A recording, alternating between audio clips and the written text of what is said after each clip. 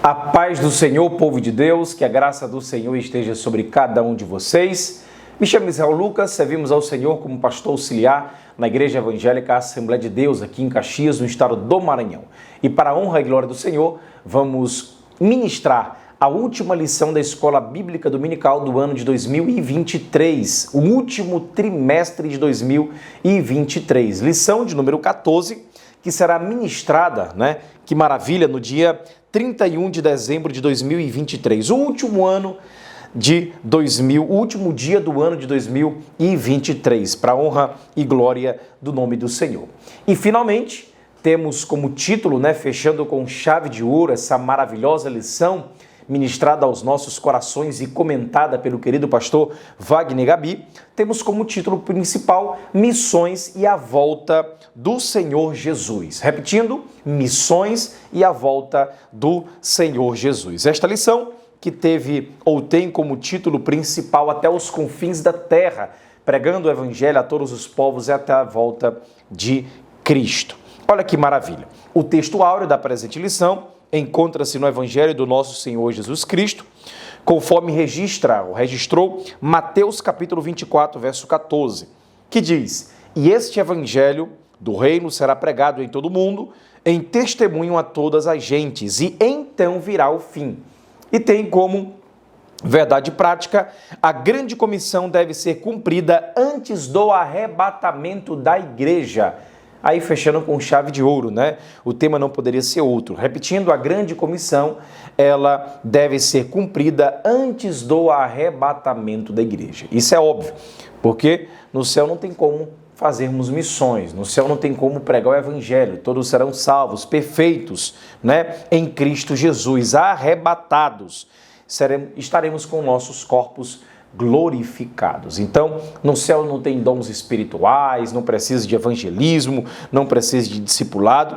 Nós iremos gozar a eternidade glorificando, adorando e exaltando ao nome do Senhor. Missões é aqui para este tempo, para a terra, dons espirituais, evangelizar, interceder, orar, ministrar outros corações, tem a ver com a realidade do hoje, tem a ver com a realidade daqueles que ainda vivem aqui nessa terra, como a igreja, o organismo vivo, A igreja militante. Louvado seja o nome do Senhor. Queridos e amados professores, queridos irmãos em Cristo, nós iremos trazer aqui algumas perspectivas a respeito de uma das doutrinas mais importantes da igreja, que tem a ver com a volta do nosso Senhor Jesus Cristo, a vinda do nosso Senhor. Nós sabemos que a vinda será em duas fases, invisível ao mundo, e a segunda fase visível a todos com a igreja glorificada. Nós temos perspectivas pré-tribulacionistas e pré-milenistas. Nós temos uma escatologia bem definida biblicamente. Nós, de fato, não temos uma escatologia aterrorizante, mas, pelo contrário, uma escatologia que nos anima a pregar o evangelho a outras criaturas, a ministrar a palavra de Deus aos corações sedentos por essa palavra. Nós devemos, de fato, perceber que a Bíblia Sagrada, ela é permeada por textos escatológicos. Não somente as cartas do apóstolo Paulo à igreja de Tessalônica, ou também o famoso livro maravilhoso de Apocalipse, com as suas imagens pictóricas, simbólicas, apontando para o tempo do fim, e nem tampouco apenas os livros no Antigo Testamento, que apontam para essas realidades futuras, Principalmente o livro de Daniel, falando a respeito da visão do profeta no que se refere às 70 semanas. Mas também identificamos nos evangelhos o próprio Senhor Jesus Cristo confrontando os seus discípulos a respeito do tempo do fim e o que eles deveriam fazer para que pessoas sejam alcançadas pelo Evangelho do nosso Senhor Jesus Cristo, pelo Evangelho, pelo Verbo encarnado. De fato, quando olhamos para o Evangelho, nós percebemos o Senhor admoestando, exortando, consolando os seus discípulos para cumprir esse chamamento divino de pregar o Evangelho a todas as criaturas. E que eles não se atemorizassem, pois ele lhes derramaria poder para cumprir essa missão de forma que agrade o seu coração, o coração de Deus, o coração do nosso Senhor. e Ele derramará o Espírito Santo sobre vós para que pregue o Evangelho a todas as criaturas, até os confins da terra. Então, a Bíblia Sagrada é permeada de textos que nos impulsionam e motivam para ministrar e pregar o Evangelho do nosso Senhor Jesus Cristo. A lição, ela é bem curta, ela é bem simples, ela é bem direta e prática, né? Eu achei interessante um texto aqui do livro de George Peters, que foi que nos acompanhou durante todas essas lições, editado pela CPAD, que tem como título Teologia Bíblica de Missões. Se você quiser se aprofundar, eu lhe recomendo. Inclusive foi o livro que eu usei na época do seminário, pelo meu querido professor de missões. Nós usamos bastante esse livro. E com isso ele fala que a melhor maneira de destacar a missão da igreja é tratar não de um aspecto de urgência, porque urgência implica em problema, mas tem a ver com uma emergência da igreja.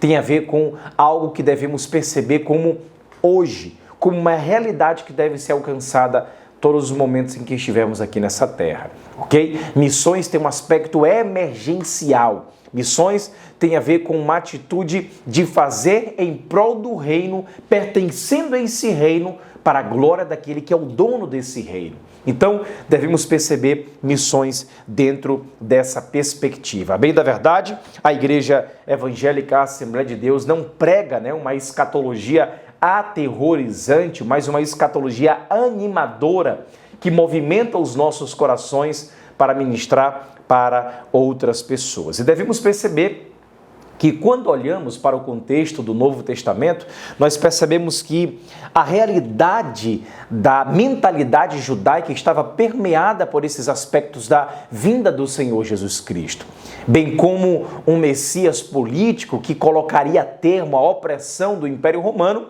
e bem como a perspectiva espiritual daqueles que teriam uma vida de plena paz e gozo ainda aqui nesta terra.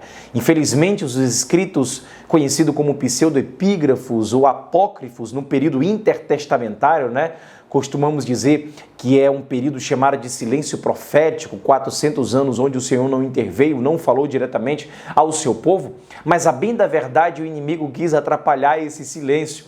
E com isso, houve-se muitos escritos com essa perspectiva escatológica desse Messias que viria e colocaria termo na opressão do Império Romano. Mas a bem da verdade, é chegado o reino de Deus, como é destacado por Mateus, tem uma perspectiva espiritual. Não apenas de uma paz em que gozaríamos aqui nessa terra, mas algo que acalentaria o nosso coração para suportar o sofrimento presente e chegarmos até o final da jornada arrebatados na presença do Senhor Jesus Cristo. Por Ele, tendo encontro entre nuvens, para entrarmos nas bodas do Cordeiro, sermos galardoados, primeiramente galardoados, e em seguida nas bodas do Cordeiro, e com isso sermos glorificados na sua presença, morando eternamente na Nova Jerusalém, na Sinai celestial. Então, devemos perceber que a escatologia de quem faz missões é animadora e não aterrorizante. Ela é uma escatologia que nos movimenta a fazer algo, a desenvolver o aspecto e o chamado missionário. Então, perceba isso. A escatologia não deve nos assustar, mas deve movimentar o nosso coração para pregar o Evangelho para outras pessoas. A escatologia não deve nos amedrontar. Ela deve, de fato, motivar os nossos interesses, permeados por meio do Espírito Santo, para que possamos cumprir o chamado missionário. Por isso que esta lição de número 14, ela fala missões e a volta do Senhor Jesus Cristo. Ou seja, faça o movimento missionário até que Cristo venha, até que Ele venha buscar a sua igreja. Raptar, rapazo, buscar a sua igreja com mão forte e com mão poderosa. Então, devemos perceber isso. Não apenas identificamos esse aspecto da escatologia nas cartas paulinas, principalmente nas cartas que ele escreve à igreja de Tessalônica, que estava tratando de um problema referente à volta do Senhor Jesus Cristo, ou principalmente o famoso livro pictórico, simbólico e também literal de Apocalipse, que com imagens, com figuras dentro do contexto da época, escrito por João, o último livro da Bíblia, no fechamento canônico em 96 depois de Cristo, tratando desta volta, tratando do retorno do Senhor Jesus Cristo. E nem tão poucos livros do Antigo Testamento apenas, principalmente o livro de Daniel, que destaca as 70 semanas de Daniel, né? Tratando dessa perspectiva da volta do Senhor Jesus Cristo, o período da igreja, entrando aí na 70ª semana, na última semana, que de fato vai ser o período chamado como período tribulacional. Mas devemos perceber também a realidade da perspectiva da volta de Cristo nos evangelhos. É destacado, sim, em Marcos, em Lucas, em João e bem como em Mateus, a volta do nosso Senhor Jesus Cristo. Nesse contexto aqui de Mateus capítulo 24, verso 14, Cristo estava tratando com os seus, com os discípulos, tratando a respeito da sua volta e o que eles deveriam fazer. Então, eu quero destacar aqui rapidamente o evangelho do nosso Senhor Jesus Cristo, né, relatado por Marcos, conforme aquilo que Pedro lhe explicou, principalmente no verso 32 ao verso 37. Olha o que diz aqui, rapidamente, o texto escatológico, né, essa exortação à vigilância, diz assim a palavra do Senhor. Mas, a respeito daquele dia ou da hora, ninguém sabe, nem os anjos no céu, nem um filho senão um pai.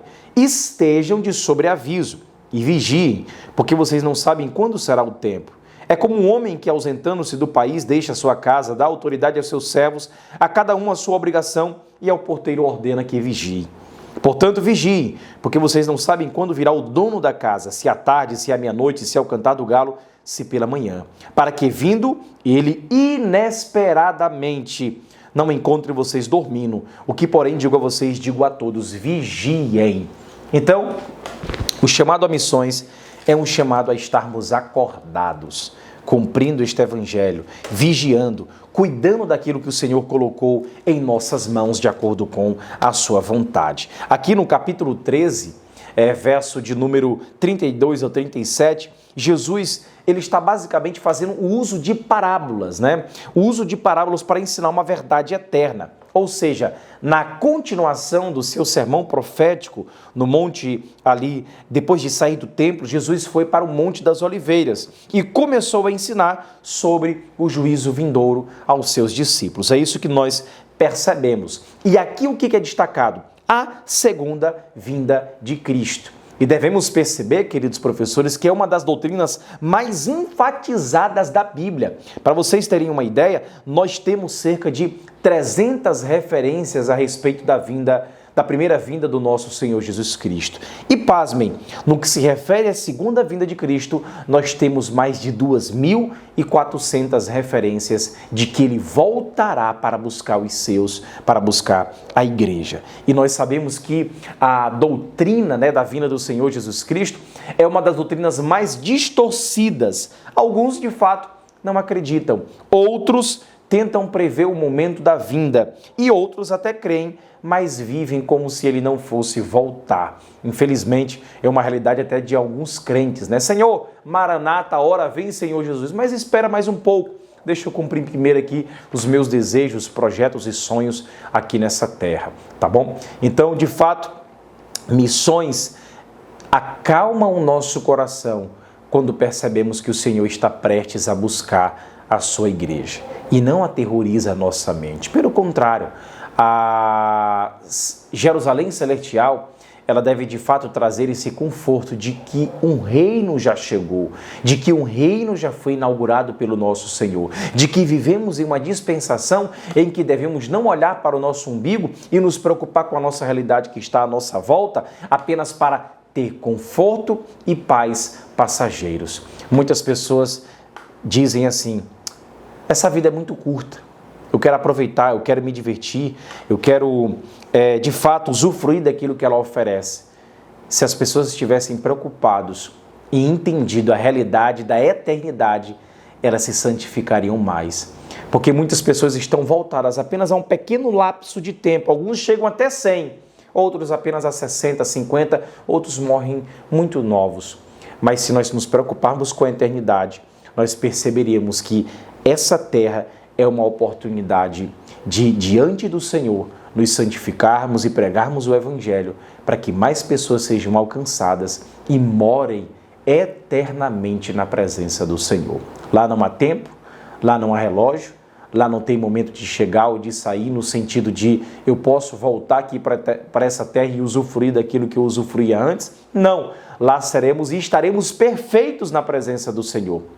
Então, se nós estivéssemos preocupados à medida em que estamos com essa terra, nós estaríamos voltados com o nosso coração para os céus, percebendo que lá é eternamente. Aqui é passageiro, lá é eternidade. Aqui é perene, lá é para todo sempre. Aqui as coisas dão errado, há sofrimentos, há falhas. Lá é apenas gozo, paz e plenitude de amor na presença do Senhor. Aqui nós percebemos a realidade dos dons espirituais, sendo entregues à igreja para cumprir esse chamado. Lá viveremos eternamente na presença daquele que é perfeito, com o corpo glorificado, adorando Ele de todo o nosso coração. Então, querido professor, que esta lição de número 14 motive o teu coração, motive os nossos corações, para que esta parábola da vigilância, da oração e do crer daquilo que Deus ainda pode fazer em nossa vida, nos motive a pregar esse evangelho, tá bom? Que Deus te abençoe, até a próxima lição, 2023 que passou, agora 2024 que seja abençoado na tua vida, crescendo na graça e no conhecimento do Senhor, tá bom? Forte abraço e vamos juntos continuar em 2024 na nova lição que está chegando.